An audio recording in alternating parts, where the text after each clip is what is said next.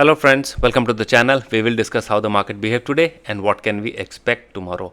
So we will discuss what we discussed yesterday. तो कल हमने कहा था कि देखिए अगर मार्केट एक बार के लिए तो अपने सारे गेन्स को गिव अप करेगी and that is what we saw and we had a line where we said that के 23,600 appears to be a very strong resistance for the Nifty, and if you look, market took a detour from exactly 23,600 levels. ये गई थी 23,657 के आसपास, but it could not hold there और it close below 23,600 levels. Now this candle is a doji, classic green body doji. अब इसको हम ऐसे देखते हैं, एक रेड, एक green, and then there is a doji. So we will try and dig deeper to understand the significance and meaning of it with the other data factors that we have. तो ये आपको अगर आप एक last के 1 घंटे के charts को देखें ना, देन यू विल अंडरस्टैंड कि यहाँ पे कोई बहुत स्ट्रॉन्ग कॉन्फर्मेशन नहीं है. यहाँ पे एक आपका डोजी बना, ऊपर जाने के बाद अपने ओपनिंग हाई को इसने क्रॉस किया, that is around this level, और ये ऊपर गया और वहाँ पे आकर के ये ऊपर से नीचे आ गया. That means after filling this gap, ये जो गैप कल हम बात कर रहे थे कि it might go there to fill this gap, वो नीचे आ गया. तो अब हमें क्या लग रहा है, देखिए with expiry being over, people who have already were long have already exited the market. ठीक है, तो वह एक्सपायरी हमारे पास थी, तो 2 दिन का बिल्डअप जो हमें दिख रहा था, what my understanding says is that कि this entire move was rather more to do with expiry than with anything. अब ये 2 दिन के मूव को इसने कैप्चर कर लिया, इसने इस गैप को फिल कर दिया है. ठीक है, for tomorrow I will be very surprised if market manages to close or goes nearby 23,800 levels. I'll be very surprised. मुझे ये लगता है कि we will probably have a dip, and then after that dip there can be some recovery in the second half, but that dip seems to be pretty sure, and I'll tell you why it is sure once we discuss the data. ये ऐसे भी आज आपका ये doji candle है, doji indecision candle होता है, जहाँ पे ये कोई कंफर्मेशन नहीं होता है कि या मैं ऊपर जाऊं या मैं नीचे जाऊं. नीचे जा रहा है तो एक डिमांड आ रहा है, ऊपर जा रहा है तो एक सप्लाई आ रहा है. ठीक है, तो अगर in case of any dip what should be our expectation, तो मुझे लगता है कि ये जो है ना 23,200 23,300 का जोन, अराउंड 23,200 का zone can be a level of good accumulation. वो वहाँ पे एक डिमांड जोन है जहाँ पे जाने के बाद एक इंटरेस्ट लोगों का आ जाता है, वहाँ से एक ऊपर आ जाएगा. पर हाँ, वो लेवल तक का स्कोप मुझे दिखता है, और ये भी दिखता है कि वो 23,200-300 के बाद एक अच्छा खासा हमारे पास एक अप ट्रेंड भी मिल सकता है. ठीक है, जो हमें शायद डे हाइज की तरफ ले जाए. If not day highs, at least 50-60% recovery हमें देखने को मिल सकती है for Nifty tomorrow. Now let's come to Bank Nifty. Bank Nifty में भी यही था, बैंक निफ्टी में भी एग्जैक्टली डोजी पैटर्न बना है. अब डोजी पैटर्न में ये गया, यहाँ पे इसने भी इसका भी गैप था, उसको फिल किया, यहाँ पे आ गया. अब प्राइवेट बैंक्स और PSU banks and everything were majorly shorted.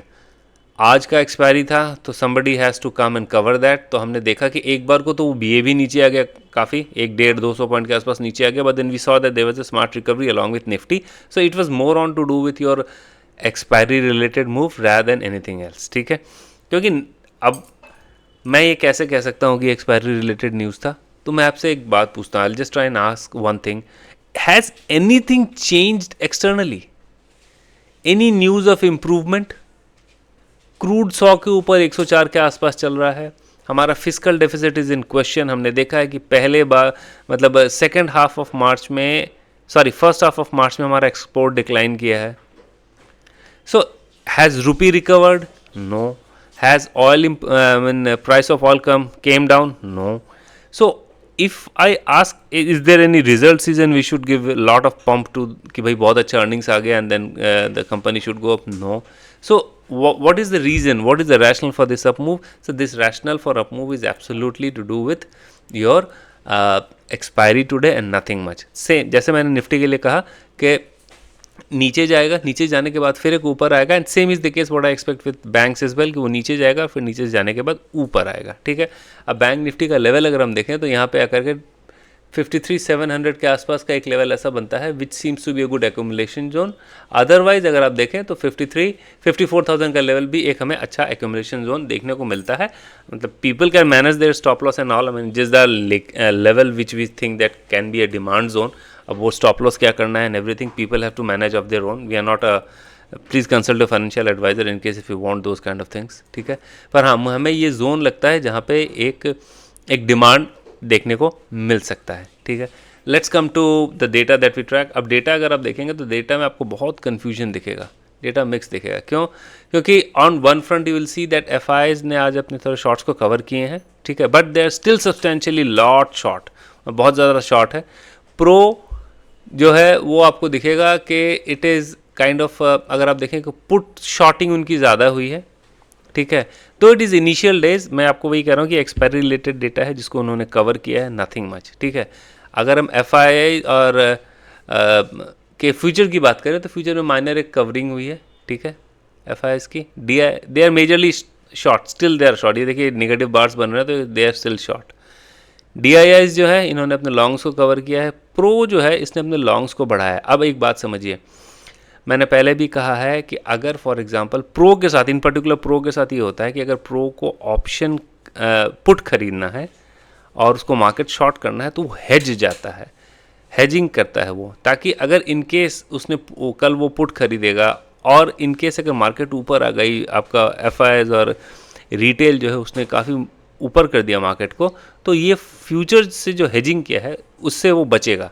अब मैंने पुट खरीद लिया लेकिन वो ऊपर जा रही है, तो ऊपर जाते समय प्रो को एटलीस्ट ये जो फ्यूचर का पोजीशन इन्होंने लॉन्ग किया है ना, उसको वो बचाएगा उनको। सो उनकी पोजीशन हेज होगी। तो अगर ऑप्शन के स्टैट से मैं देखूं कि उनके पास, आप पूछ सकते हैं कि then what is the benefit of trading in case if it is hedge then there is no return. No, it is not like that. If somebody has to buy put, then the quantity of put will be very large compared to your future. तो future में इन्होंने जितनी अपनी position बनाई है उससे काफ़ी ज़्यादा ऑप्शन में रहेगा। ये पार्शियल हेज होता है, नॉट फुल्ली हेज, ठीक है। तो that is about pro. So this does, मतलब ये बढ़ना इज़ एन इंडिकेशन कि शायद कल मार्केट नीचे जाएगी।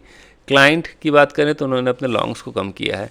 कैश एक्टिविटी में एफआईआईज ने फिर आज बेचा है, that is a huge amount, ठीक है। अराउंड 8,000 करोड़ के आसपास उन्होंने फिर बेचा है, 8,000 करोड़ के आसपास। और अगर आप देखें तो निफ्टी में आज की पोजीशन दिख रही है 1,026 लॉन्ग और 290 लॉन्ग। अब ये आज की पोजीशन है, एक्सपायरी रिलेटेड है। I am just requesting you to take this into consideration. Let us look at the initial sign of your open interest. Open interest अगर मैं अगली एक्सपायरी 24 मार्च का करूँ तो 24 मार्च में देखिए आपको यहाँ पे एक मैसिव कॉल रेट दिख रहा है 24,000 के आसपास, और उस बीच में कोई बहुत स्ट्रांग, कोई इस 24,000 से लेकर के नीचे की तरफ 23,000, तो 1,000 का रेंज ये दिख रहा है। These are initial days. अभी चूंकि आज ही एक्सपायरी थी तो कल का डेटा कुछ बना नहीं है, पर हम दिया प्रीएम्प्टिव डेटा जो हम स्टडी कर रहे हैं उससे हमें यही लग रहा है कि अगर Nifty by any chance goes below 23,500, right, then there are chances कि it might go to your 23,300 के आसपास जाने की एक पॉसिबिलिटी बनती है। क्यों? क्योंकि उसके पास कोई मेजर कॉल राइटर नहीं है, ऑप्शन स्टैट के हिसाब से कह रहा हूँ मैं। अगर 23,500 टूटता है तो आप एक बात मान के चलिए कि नीचे फिर 23,200 के आसपास एक थोड़ा सा हमारे पुट राइटर दिख रहा है, और जिसने पहले भी हमारे पास सपोर्ट का काम किया। अगर ऊपर जाना है तो ऊपर जाने के लिए इट हैव टू, मतलब बहुत ज़्यादा मुश्किल होगी। 24,000 एक बहुत स्ट्रॉन्ग रेसिस्टेंस बनता है, और मुझे लगता है कि शायद 23,800 एट बेस्ट इज़ मतलब जहाँ तक निफ्टी जा सकता है, उससे ऊपर जाने की पॉसिबिलिटी अपसाइड पे मुझे नहीं लगती है, ठीक है ना। Let us look at what is Mr Dow Jones doing. अब देखिए, Dow Jones was up at around 450 points today when it opened, ठीक है। वहाँ से इसने रिवर्सल दे दिया है, ठीक है, अभी तक के मार्केट में। I don't know how it's going to close today, but what I feel is that कि शायद ये 3-4, मतलब ये went to high of around 47,450 के आसपास तक का गया है, 30 के आसपास तक का गया है, और ये अभी ट्रेड कर रहा है 47,061। तो ये 300-350 पॉइंट तो पहले ही अपने हाई से नीचे आ चुका है, ठीक है। तेल की बात करें तो तेल is not giving any respite. Oil is again at the same level of 9900, so it is not easy. रुपए की अगर हम बात करें, if speak about currency, it is depreciating. देखिए यहाँ पर गया, ऊपर नीचे गिरा, लेकिन फिर ऊपर जा रहा है। इट्स ऑल टाइम लो के आसपास ही हम चल रहे हैं। So the signals are not very promising. देखिए ओवरनाइट को अगर न्यूज़ आ गई, that is something else, we can not comment on that, neither do have any understanding of it. पर कल के लिए मुझे लगता है कि अगर यही सेटअप रहा, एक्सपायरी ओवर हो गई, तो I am not very positive about market. हाँ, लेकिन एक बात है, सपोर्ट जोन से we can expect a recovery, but I think that there will be some initial fall, and then probably later half, if we see Dow improving and everything. आज भी क्या हुआ, आज डाउ जब आपका नीचे था, ऊपर गया, ऊपर था, फिर नीचे आया, तो हमारी मार्केट काफ़ी ज़्यादा कोरिलेटेड है। तो जब डाउ नीचे आया तो हमारी निफ्टी भी नीचे आई, और ये डेटा भी उस तरीके से इंडिकेट कर रहा था। That is why we discuss yesterday कि 23,600 is a very strong resistance, और वहाँ से नीचे आ गया, और उसके बाद भी एक बार निफ्टी भी नेगेटिव हो गई थी। ठीक है, so be ready for this kind of volatility. First, second is कि भाई देखिए, अब हमारे पास 18 तारीख को एक फेड का डिसीजन है, इंटरेस्ट रेट डिसीजन आने वाला है, एंड कल जो है हम उसी समय पे ट्रेड करते रहेंगे। तो कल रात को फेड का डिसीजन आएगा, पर उसके पहले आई डोंट थिंक सो कि FIs will like to take a very long bet on longs. ठीक है, उनको अगर लॉन्ग करना होगा वो परसों भी कर सकते हैं, पर 18 तारीख एटलीस्ट बी टुमारो, मुझे नहीं लगता कि FIs are going to do that. क्यों? और एक्सपेक्टेशन आपके फेड के इंटरेस्ट रेट की जो है वो आपका है कि वो न्यूट्रल रहेगा स्टांस, वो कुछ करेंगे नहीं। अगर वो कुछ, लेकिन उनकी कमेंट्री बहुत इंपॉर्टेंट रहेगी। How are they going to position themself, what are they going to say, why? Because in मतलब the war has open a new front where expectation of inflation inching high is I mean pretty high expectation of inflation inching high going up. ठीक है, सो ये commentary के ऊपर fade के जरम Pavel जो हैं इन chair, वो क्या बोलते हैं, that will be looked keenly. वो काफ़ी ध्यान से देखेंगे कि भाई इसके ऊपर क्या फेड बोल रहा है। ठीक, and that will also impact US market along with us. So before any event I don't think FIs are going to go very long, और nobody will try to go very long, tell you frankly. There will be some adjustment here and there. So my bias for tomorrow, and as per technical data and analysis that we do, is mild negative. That is what I can say. But from bottom, I do expect that there can be some good level of recovery. Overnight को news आती है, then the situation changes everything. It is as per what we see right now and what we have. So I hope you would have liked the video. Thanks for watching. Please click the like button in case if you have liked the video, and subscribe the channel if you have not. Thanks for watching. See you tomorrow. Take care. Bye.